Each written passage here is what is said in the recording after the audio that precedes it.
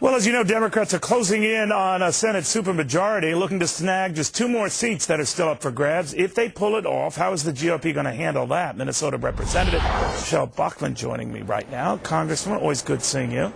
Neil, it's a pleasure to see you, too. It's getting close to that filibuster-proof majority in the House across the ways from you there. It is. They certified Alaska today, I believe. Right. So what happens then? Well, today is the first official day of the recount in the Coleman-Franken race in Minnesota. Right. That will continue on. It's a hand count. Every single vote will be recounted, Neil, from now until December 19th. Of course, lawsuits have been filed. Al Franken wants to have rejected absentee ballots and provisional ballots included in the recount. Right. I don't know that will prevail. They weren't included yesterday in the certified vote. Coleman is currently up by 215 votes, and I think the national glare of spotlights will bring true transparency and accountability, and I fully believe that at the end of the day, Norm Coleman will pull this out. All right, if he doesn't pull it out of Minnesota and the recount goes the other way, and in Georgia, with Saxby Chambliss in the fight of his life, and he loses that, there's your 60 votes, and there's the hell for Republicans.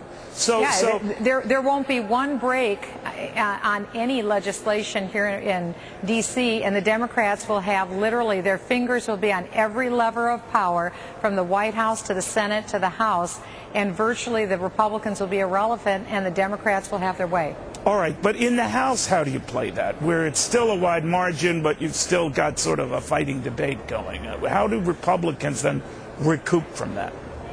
Well, the way we do it at any time, this is really the dawn of our resurgence that we're looking at. So I'm excited, I'm optimistic, because at this point, what we have to do is give our positive alternatives to socialism. That's what we're hearing at every turn, and a lot of the American people didn't realize that it was Democrats that controlled the House and Senate for the last 2 years. Now that we'll have a Democrat in the White House and, of course, running both branches of government, our job will be to make the very positive, distinct difference, not necessarily to help the Democrats enact socialism, in fact, to fight it. So we'll offer positive alternatives, make a great case, we'll have a good time doing it, have a good sense of humor, and I think the American people at the end of the day will say, whoa, wait a minute, I didn't vote for socialism, did I? And I think they'll see that we have a very good, positive alternative. Well, Republicans kind of got the socialism thing going with that financial bailout, right? With the financial bailout, well, it wasn't just Republican. It did emanate from the White House. However, it was the Democrat majorities in the Senate and the House that passed it. Congresswoman, thank you very much. Neil, thank you.